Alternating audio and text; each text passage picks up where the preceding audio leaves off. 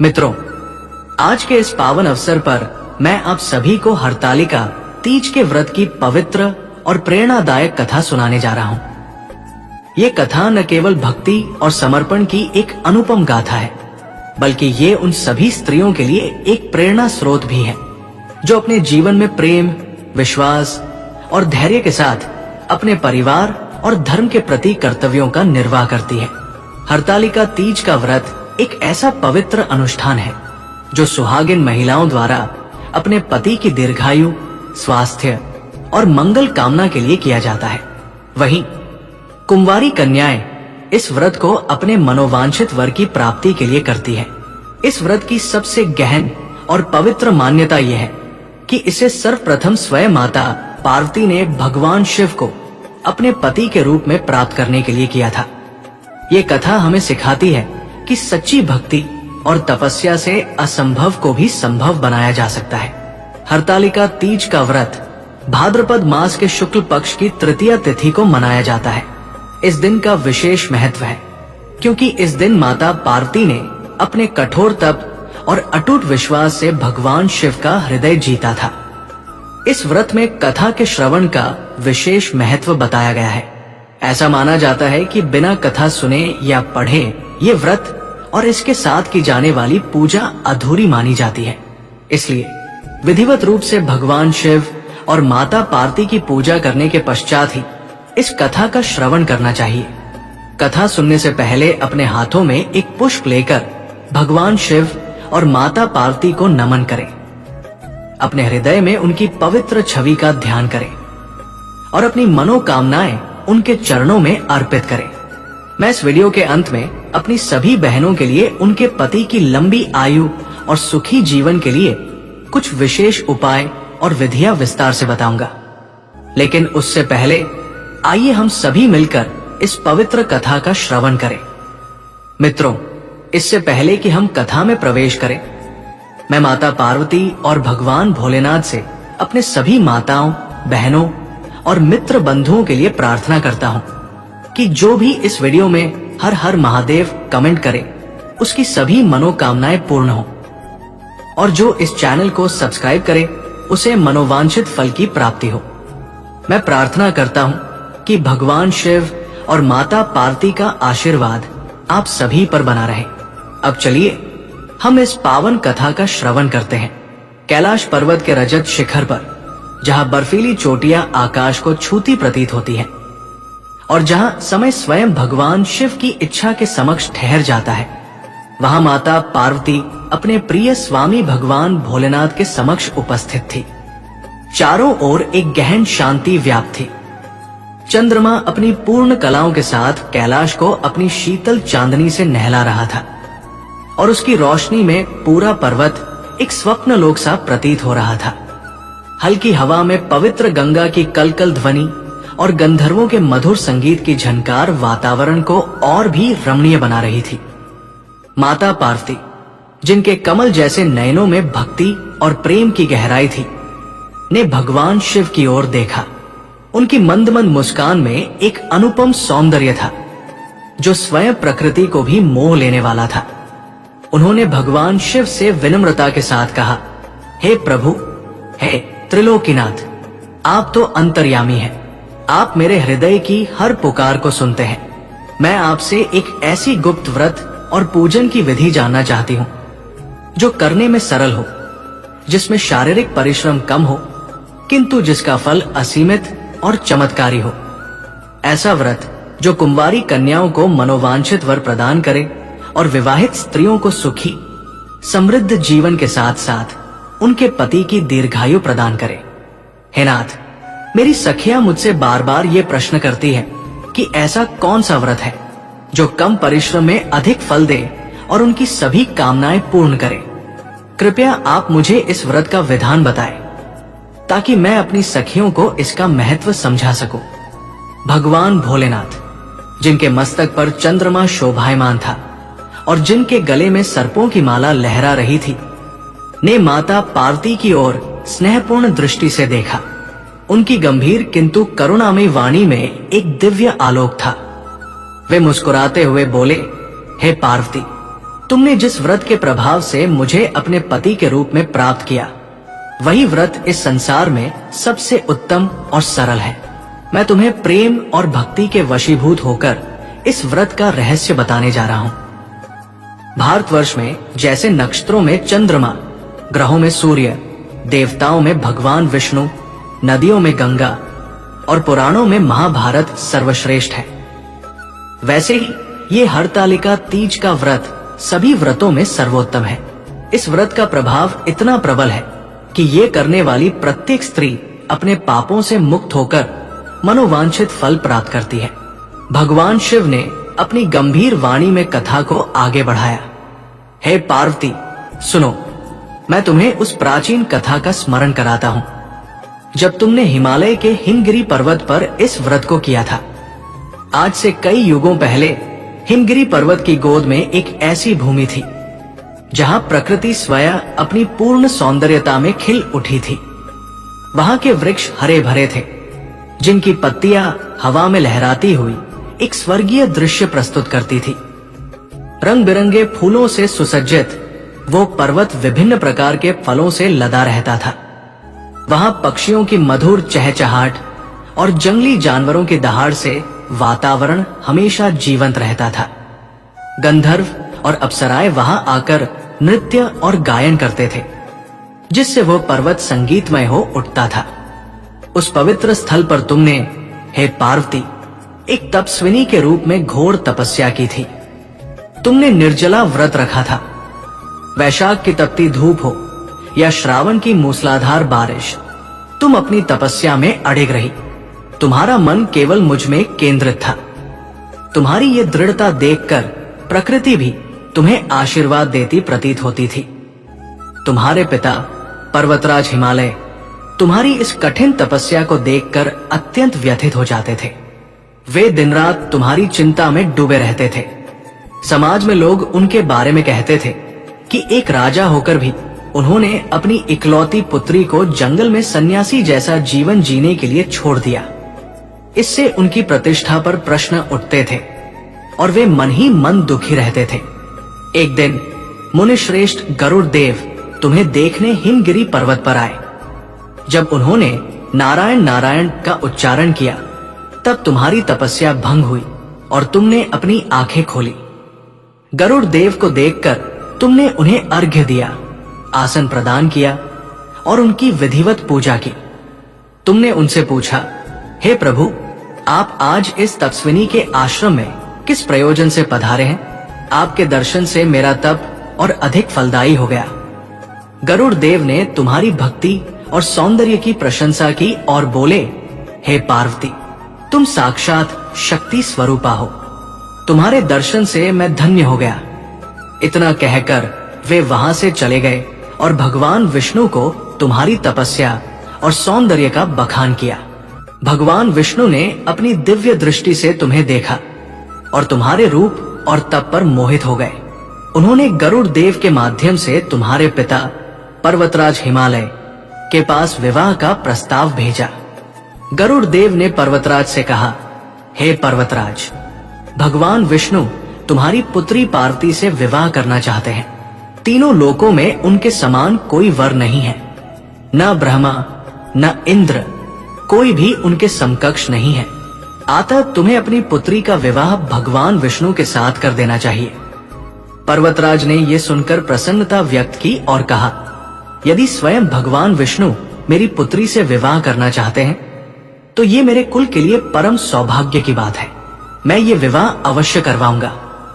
गरुड़ देव ने ये समाचार भगवान विष्णु को दिया और वैकुंठ लोक उनकी प्रसन्नता से प्रकाशमान हो उठा। लेकिन जब पर्वतराज ने तुम्हें ये समाचार सुनाया, हे पार्वती, तुम्हारा हृदय टूट गया। तुमने अपने पूजा सामग्री को लिया और अपनी प्रिय सखी के साथ घर छोड़ दिया। तुम मन ही मन अत्यंत दुखी थी और एकांत में बैठकर विलाप करने लगी।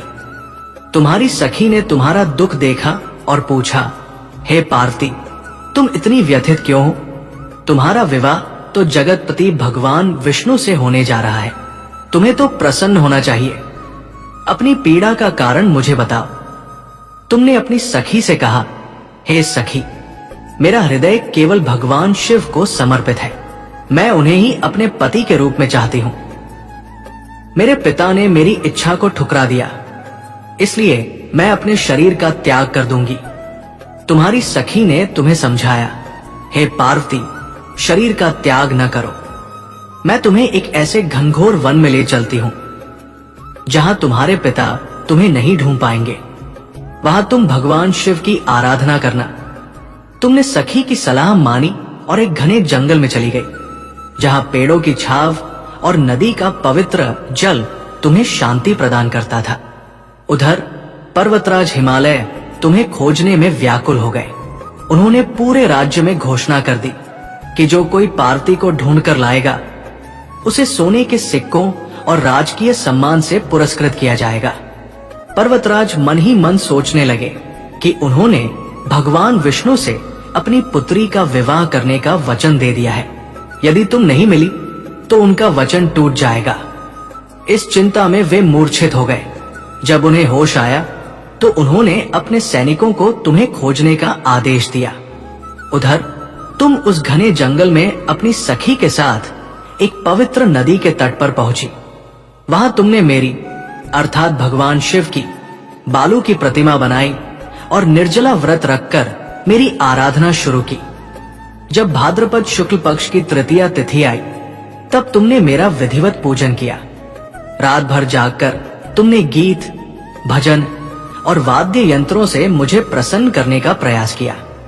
तुम्हारी भक्ति और तपस्या इतनी प्रबल थी कि मेरा आसन डगमगा उठा। मैं स्वयं उस स्थान पर प्रकट हो गया जहां तुम अपनी सखी के साथ मेरी पूजा कर रही थी। मैंने तुमसे कहा, हे पार्वती, मैं तुम्हारी भक्ति से अति प्रसन्न हूं। बोलो, तुम क्या चाहते हो? तुमने दृढ़ता के साथ कहा, हे प्रभु, यदि आप मेरी भक्ति से प्रसन्न हैं तो कृपया मुझे अपने पति के रूप में स्वीकार करें। मैंने तुम्हें तथास्तु उसका वरदान दिया और कैलाश पर्वत पर लौट गया। मेरे जाने के बाद तुमने मेरी बालू की प्रतिमा को नदी में विसर्जित किया और अपनी सखी के साथ व्रत का पारायण किया। उसी समय तुम्हारे पिता तुम्हें खोजते हुए उस वन में पहुंचे। तुम्हें देखकर वे व्याकुल हो उठे और रोने लगे। उन्होंने पूछा, हे पुत्री, तुम इस घनघोर जंगल में कैसे आए? तुमने उत्तर दिया, पिताजी, मैंने अपना जीवन भगवान शिव को समर्पित कर दिया है। आपने मेरी इच्छा को ठुकराया, इसलिए मैं यहां चली आई। पर्वतराज ने तुम्हें सांत्वना दी और कहा, हे पुत्री, मैं तुम्हारी इच्छा के विरुद्ध कुछ नहीं करूंगा। तुम जो चाहोगी वही होगा। इसके बाद उन्होंने तुम्हें घर ले जाकर मेरा तुम्हारे साथ विधिवत विवाह करवाया। इस प्रकार तुमने हरतालिका तीज का व्रत करके मुझे प्राप्त किया। भगवान शिव ने आगे कहा, हे पार्वती, अब मैं तुम्हें बताता हूं कि इस व्रत का नाम हरतालिका क्यों पड़ा। जब तुम अपने पिता को नहीं मिली, क्योंकि तुम्हारी सखी तुम्हें बिना किसी को बताए वन में ले गई थी, तब इसे हर अपहरण कहा गया। इसलिए इस व्रत का नाम हरतालिका पड़ा। यह व्रत सभी स्त्रियों के लिए सौभाग्य और समृद्धि का प्रतीक है। माता पार्वती ने पूछा, हे प्रभु, आपने व्रत का नाम तो बता दिया, अब इसकी विधि और पुण्य फल भी बताए। ये व्रत कौन कर सकता है और इसके क्या लाभ हैं? भगवान शिव ने उत्तर दिया, हे देवी, ये व्रत प्रत्येक स्त्री के लिए है जो अपने सौभाग्य की रक्षा करना चाहती है। इस व्रत की विधि सरल किंतु प्रभावशाली है। सबसे पहले केले के खंभों से सुसज्जित एक सुंदर मंडप बनाएं। इसे रंग बिरंगे रेशमी वस्त्रों और चंदन की सुगंध से सजाएं। मंडप में मेरी और तुम्हारी अर्थात माता पार्वती की प्रतिमा स्थापित करें। दिन भर निर्जला उपवास रखें। सुगंधित फूल, धूप, दीप और विभिन्न फल जैसे नारियल, सुपारी, नींबू, अनार और नारंगी आदि से पूजा करें। रात भर जागरण करें, भजन कीर्तन करें और मेरी आराधना में लीन रहें। पूजा के बाद इस कथा का श्रवण करें और ब्राह्मणों को वस्त्र, स्वर्ण और अन्य सामग्री दान करें। जो स्त्री इस व्रत को पूर्ण निष्ठा से करती है वो सभी पापों से मुक्त होकर 7 जन्मों तक सौभाग्य प्राप्त करती है। किंतु जो इस व्रत का पालन नहीं करती और अन्न ग्रहण करती है, उसे 7 जन्मों तक संतानहीनता और विधवापन का दुख भोगना पड़ता है। इसलिए प्रत्येक स्त्री को इस व्रत को श्रद्धा और विश्वास के साथ करना चाहिए। माता पार्वती ने भगवान शिव से पूछा, हे प्रभु, ये कथा कुंवारी कन्याओं के लिए प्रेरणादायक है, किंतु क्या कोई ऐसी कथा है जो विवाहित स्त्रियों के लिए प्रेरणा बने? क्या इस व्रत का प्रभाव केवल विवाह तक सीमित है या ये दाम्पत्य जीवन के संकटों को भी दूर कर सकता है? भगवान शिव ने मुस्कुराते हुए कहा, हे पार्वती, तुम्हारी जिज्ञासा समस्त स्त्री जाति के लिए कल्याणकारी है। हाँ, ऐसी एक कथा है जो न केवल सौभाग्य की रक्षा करती है, बल्कि दाम्पत्य जीवन के संकटों को भी दूर करती है। ये कथा एक ऐसी स्त्री की है जिसने अपनी भक्ति और धैर्य से अपने पति के जीवन को पुनर्जन्म दिया। नर्मदा नदी के तट पर बसा था एक सुंदर गांव, जिसका नाम धर्मपुर था। ये गांव अपने नाम के अनुरूप धर्म और भक्ति का केंद्र था। वहां के लोग परस्पर प्रेम और सहयोग से रहते थे। उसी गांव में रहती थी कमला, एक ऐसी स्त्री जिसका हृदय भक्ति और प्रेम से परिपूर्ण था। उसकी आंखों में एक अनुपम तेज था जो हर किसी में अच्छाई देखता था। कमला का विवाह हरीश नामक एक प्रतिभाशाली मूर्तिकार से हुआ था।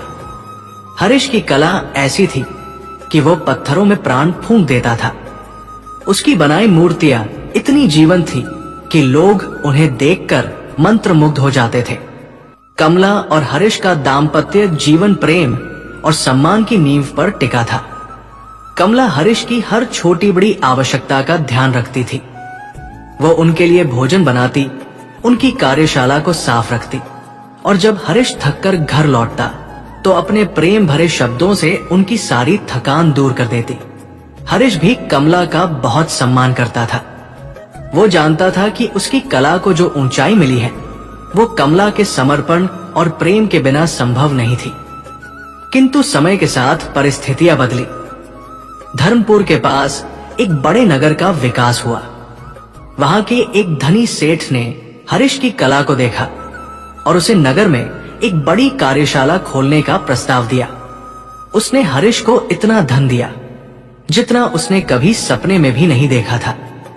हरीश की प्रसिद्धि गांव से निकलकर नगर तक फैल गई। बड़े बड़े मंदिरों और हवेलियों से मूर्तियों के आदेश आने लगे। किंतु इस धन और प्रसिद्धि ने हरीश के स्वभाव को बदलना शुरू कर दिया।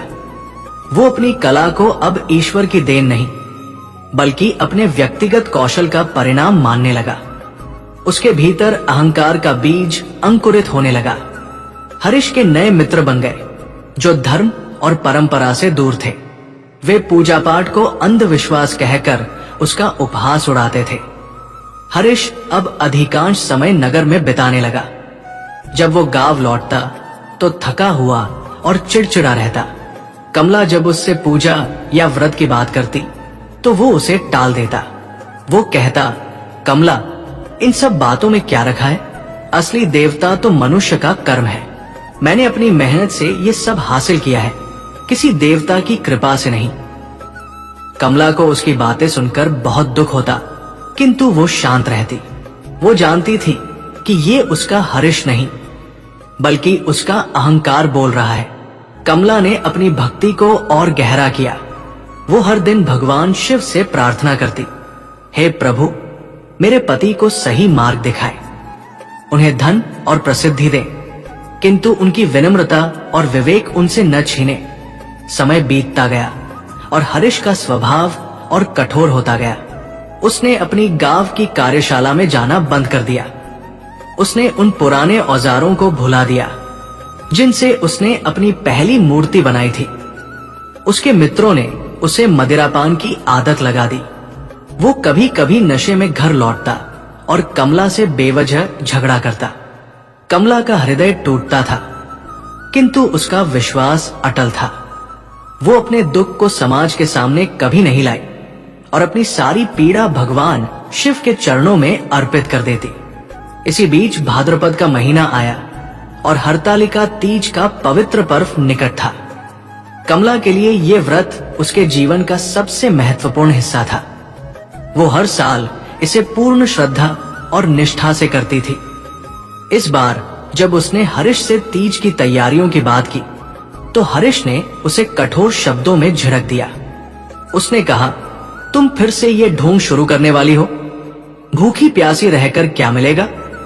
ये सब पाखंड है कमला। मैं इन बातों में विश्वास नहीं करता और मैं नहीं चाहता कि मेरे घर में ये सब हो। कमला की आंखों में आंसू आ गए। ये पहली बार था जब हरीश ने उसे पूजा करने से मना किया था। कमला ने अपने आंसू पोंछे और विनम्रता से कहा, स्वामी, ये व्रत मैं आपके लिए करती हूं।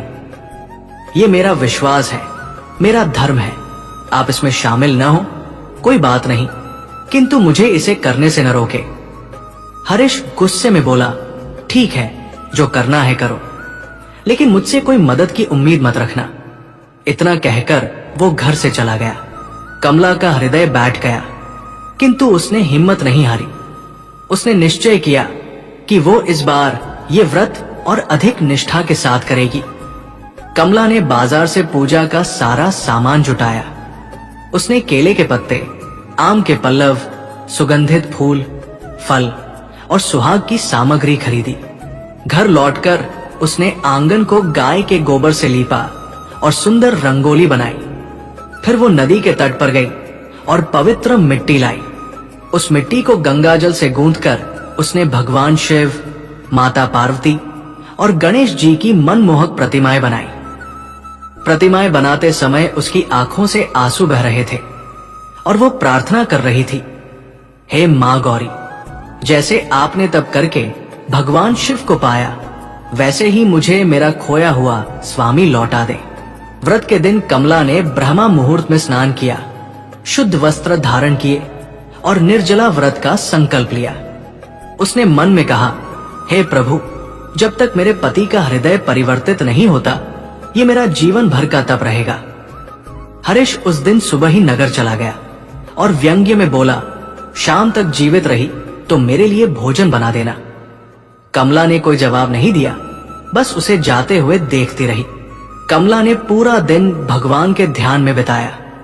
उसने शिव पुराण का पाठ किया, शिव स्तोत्रों का गान किया। दोपहर की धूप में उसका गला सूखने लगा, किंतु उसका मन अडिग था। शाम को प्रदोष काल में उसने पूजा स्थल को फूलों और दीपकों से सजाया। उसने केले के पत्तों का मंडप बनाया और प्रतिमाओं को स्थापित किया। उसने गणेश जी, नवग्रहों और फिर शिव पार्वती का षोडशोपचार पूजन किया।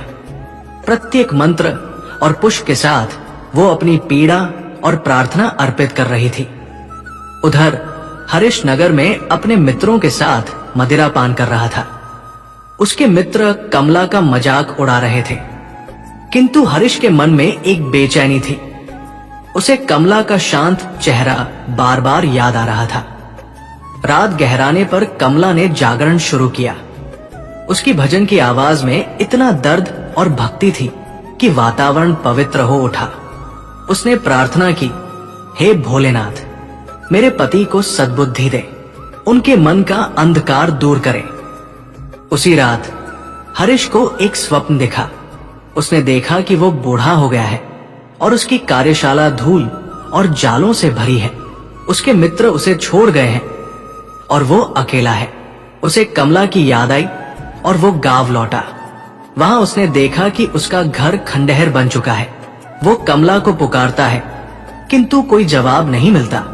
तभी उसे एक दीपक की रोशनी दिखती है जिसमें कमला प्रार्थना कर रही है।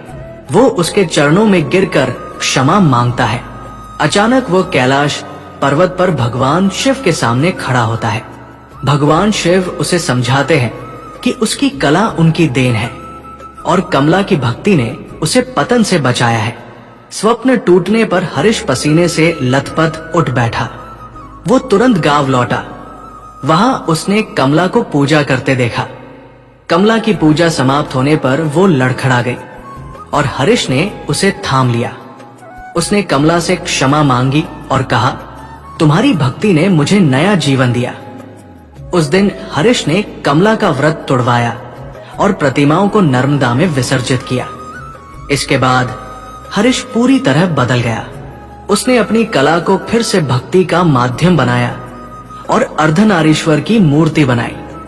भगवान शिव ने कहा, हे पार्वती, कमला की भक्ति ने उसके पति को न केवल दीर्घायु दी बल्कि उसे चरित्रवान और विवेकी बनाया। ये व्रत आत्मा को शुद्ध करता है और दो हृदयों को एक करता है। माता पार्वती ने कहा, हे प्रभु, ये कथा सच्चे अर्थों में प्रेरणादायक है। ये हर स्त्री को अपनी शक्ति का एहसास कराती है। मित्रों, प्रेम से बोलिए, उमा महेश्वर भगवान की जय। इस कथा को सुनकर अपनी राय कमेंट में अवश्य बताएं और हमारे चैनल को सब्सक्राइब करें।